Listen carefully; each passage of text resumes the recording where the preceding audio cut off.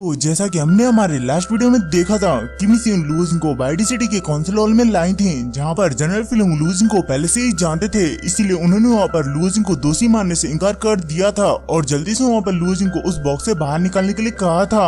जिसे सुनकर mission losing को निकालने के लिए जा ही रही थी, लेकिन उसी समय बाइडी सिटी के ऊपर डिमंस का अटैक शुरू हो गया, जिस वजह से जनरल फिल्म उनसे फाइट करने के लिए फ्रंट लाइन की तरफ चले गए और लूजिंग वहीं पर ही उस बॉक्स के अंदर कैद रह गया। और अब आगे तो हम हमारे वीडियो की स्टार्टिंग में बाइडी सिटी के बाहर जंगल का सीन देखते हैं, जहां से बाइडी सिटी को साफ साफ देखा जा सकता था और वो दोनों डीमन किंग्स वहां पर पहुंच गए होते हैं, जहां उनमें से पहला वाला डीमन किंग जिसका नाम तियान बाई है, वो दूसरे वाले डीमन किंग जिसका नाम हेटी है, वो उससे कहता है कि तुम अभी यहाँ पर सिटी के ऊपर हमला करने के लिए रेडी नहीं हुए। जिस पर डीमन किंग हेटी उसे वहाँ पर थोड़ी देर रुकने के लिए कहता है, क्योंकि उसने वहाँ पर एक अलग प्लान बनाया हुआ होता है और उस प्लान के अकॉर्डिंग वहाँ पर कुछ डीमंस होते हैं जिनके बारे में मुझे अभी यहाँ पर कुछ खास नॉलेज नहीं है, इसलिए उन्हें अभी मैं यहाँ पर सिर्फ डीमंस ही कहूंगा। और वो डीमंस मिलकर के वहाँ पर एक टेलीपोर्टेशन एरे की फॉर्मेशन को बनाते हैं, जिसके बीच में डीमन किंग हेडी खड़ा हुआ होता है और वो डीमन किंग तियान बाई को बताता है कि हमारी पिछली फाइट की वजह से हमारी डिमोनिक आर्मी थोड़ी सी कमजोर हो गई थी, जिस वजह से अगर हम डायरेक्ट हमला करते हैं तो हमें यहाँ पर बहुत ज्यादा नुकसान झेलना पड़ सकता है, लेकिन अब मैं तुम्हें यहाँ पर बाइडी सिटी के अंदर डायरेक्ट ही भेज सकता हूँ, क्योंकि हमारे भेजे हुए जासूस ने पहले ही बाइडी सिटी के अंदर एक टेलीपोर्टेशन एरे को सक्रिय कर दिया था, जिस वजह से अब हमें यहाँ पर कोई भी दिक्कत नहीं आएगी। जिसे सुनकर डीमन किंग तियान बाई खुश होते हुए कहता है कि ये ह्यूमन सिविलाइजेशन कितनी ज्यादा डरपोक है। पहले तो इन्होंने हमसे बचने के लिए अपने आगे दो कैनकू टावर्स को खड़ा कर लिया और जैसे हमने उन्हें तोड़ा तो इन्होंने अपनी सिटी के ऊपर एक प्रोटेक्टिव बैरियर लगा दिया, लेकिन इसके बावजूद भी इन्हें हमारे हाथों से कोई भी नहीं बचा सकता है। जहां उसके ये कहते ही डीमन किंग हेटी उस टेलीपोर्टेशन एरे को एक्टिवेट करने लगता है और उसके एक्टिवेट होते ही वहाँ पर एक रेड कलर का गेट ओपन हो जाता है, जिसे देखकर डीमन किंग तियान बाई खुश हो गया होता है और वो उसके अंदर जाने लगता है, लेकिन तभी वहाँ पर डीमन किंग हेटी उसे रोकता है और उससे कहता है कि तुम्हें सबसे पहले सिटी के अंदर जाकर के उस प्रोटेक्टिव बैरियर के कोर को ढूंढना होगा और उसे किसी भी हालत में डिस्ट्रॉय करना होगा।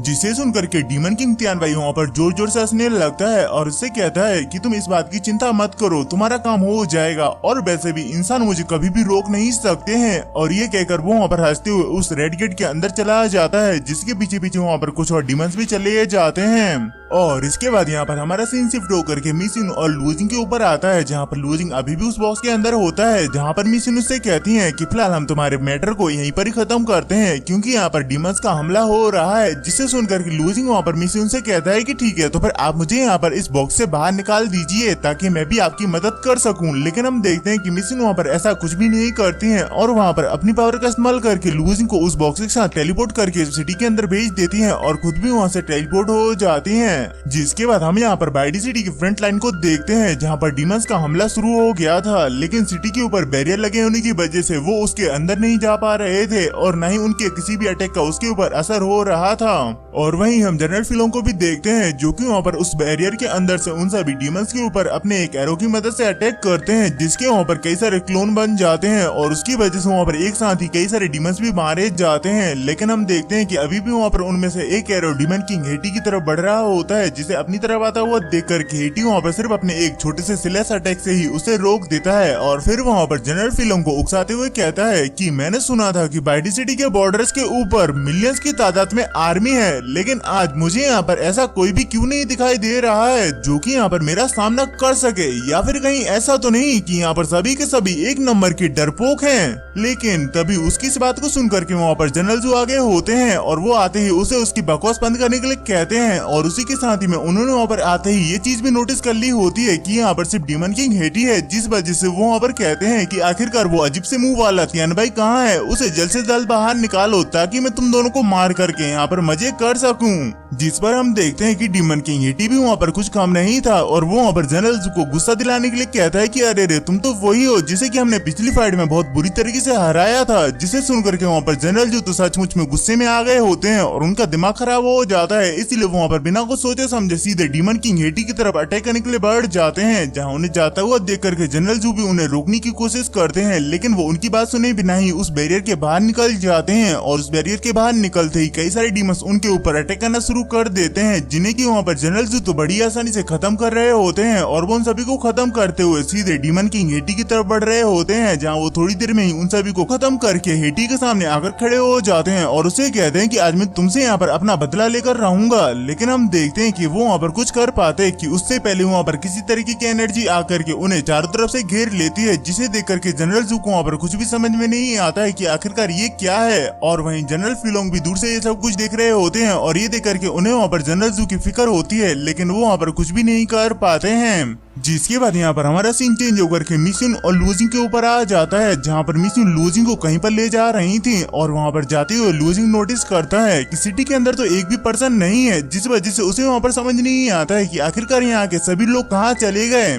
और उसी समय हम वहाँ पर एक छत के ऊपर एक डीमन को देखते हैं जो कि उन्हें वहाँ से जाता हुआ देख रहा था और वो डीमन अचानक से मिस यून के ऊपर अटैक कर देता है, लेकिन एंड टाइम पर लूजिंग ने मिस यून को चौकन्ना कर दिया था, जिस वजह से मिस यून वहाँ पर उस डीमन के अटैक से बड़ी आसानी से बच जाती हैं और वहाँ पर अपनी पावर्स को इकट्ठा करके उस डीमन को पीछे फेंक देती हैं। जिसके बाद वहाँ पर जल्दी से लूजिंग को उस बॉक्स के साथ में ही उस डीमन के ऊपर पटक देती हैं और उस बॉक्स के नीचे दबते ही उस डीमन का काम वहीं पर ही खत्म हो जाता है। जिसके तुरंत बाद ही वहाँ पर एक और बिस्ट उन लोगों के ऊपर अटैक करने के लिए आता है, तो ये देख करके मिस यून फिर से लूजिंग को उसके ऊपर फेंक देती है और लूजिंग जैसे ही उससे टकराता है वैसे ही वहाँ पर वो बॉक्स गोल गोल घूमने लगता है, जिसकी वजह से वहाँ पर लूजिंग की हालत बहुत ज्यादा खराब हो जाती है। लेकिन उसी बीच में वहाँ पर लूजिंग की नजर घरों के ऊपर कई सारे डीमंस के ऊपर जाती है, जिन्हें देखकर उसे वहाँ पर समझ नहीं आता है कि यहाँ पर एक प्रोटेक्टिव बैरियर तो बिल्कुल ही ठीक है, लेकिन आखिरकार ये इतने सारे डीमन सोल्जर्स अंदर कैसे आ सकते हैं। और जब वो इस बारे में सोच रहा होता है तभी उसका बॉक्स एक घर के ऊपर जाकर गिर जाता है और वहीं ये देखकर कि लूजिंग मिस यून से गुस्से में कहता है कि आखिरकार क्या तुम यहाँ पर ये सब कुछ मेरे साथ जानबूझकर कर रही हो।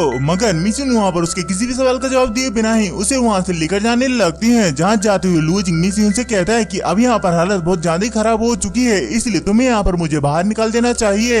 लेकिन मिस यून उसे वहाँ पर साफ साफ मना कर देती हैं और उससे कहती हैं कि तुम अभी यहाँ पर बहुत ज्यादा कमजोर हो, जिस वजह से अगर तुम उस बॉक्स के अंदर रहोगे तो प्रोटेक्ट रहोगे।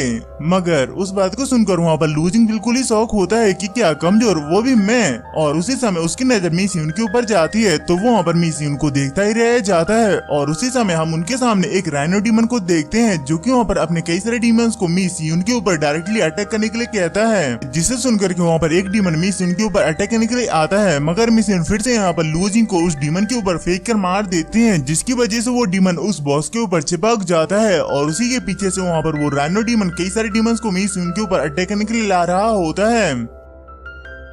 और इसी के साथ ही में हमारा ये वीडियो यहीं पर ही खत्म होता है। आई होप कि वाला वीडियो आप सभी को पसंद आया होगा और अगर आया है तो लाइक शेयर कमेंट और हाँ चैनल को भी सब्सक्राइब कर लीजिएगा ताकि मैं ऐसे ही वीडियोस आप सभी के लिए लाता रहूं। तो मिलते हैं अपने नेक्स्ट वीडियो में, बाय बाय।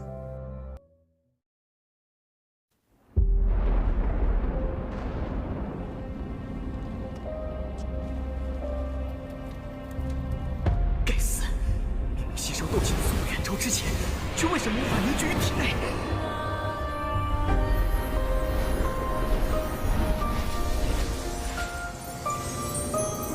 小娃娃，看来你需要帮助啊！你到底是谁？你一直藏在我的戒指里。我名为不是，明知这种功法，你为什么一直都不传给我？药老，吸你3年斗之气，老夫也是迫不得已。老家伙，你可知道你吸收我的斗之气给我带来了多少屈辱吗？小娃娃，你想变强，想受到别人的尊崇吗？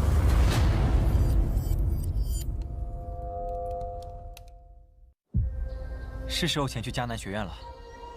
早日找到陨落心眼，也可以早日为你炼制躯体。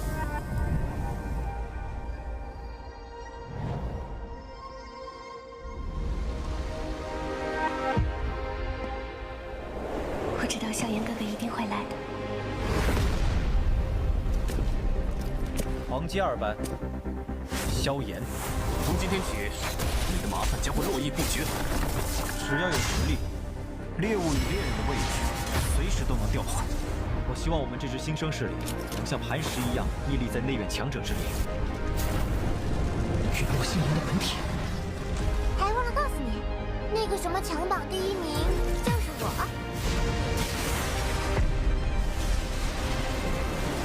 就让本王送你上路吧。挑战我，只是萧炎哥哥说想看见我耀眼的一面。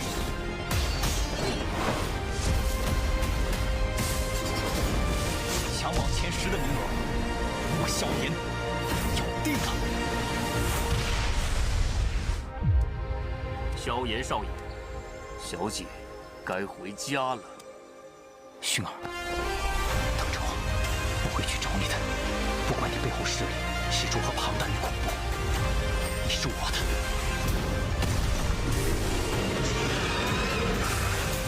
守住！千万不能让火蟒突破，否则整个迦南学院将毁于一旦。大长老，那就别怪韩某出手硬抢了。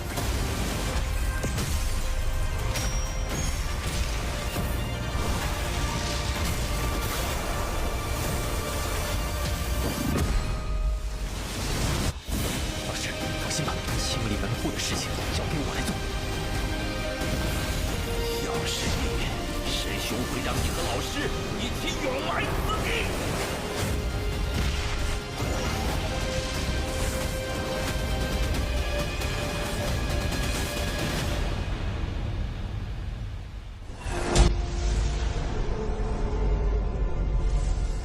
想不到，猎人成了猎物，却是没能杀了那韩放。老师，对不住了，这次也连累您了。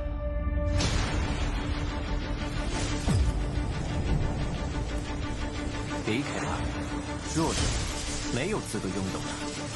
识相的话，就乖乖交出火能，否则一会儿你们就只能爬着进内院了。该死的！到底是什么鬼东西？既然这样，那留你还有何用？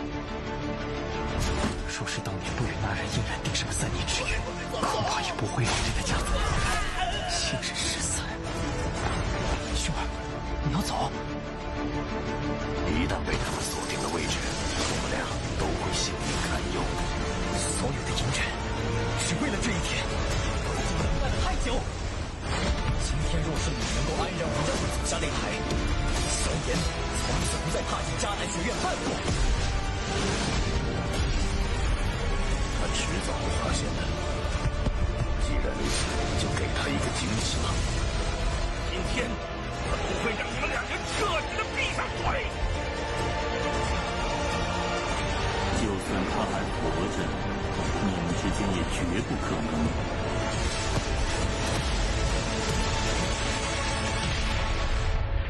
加玛帝国云岚宗，我萧炎回来了。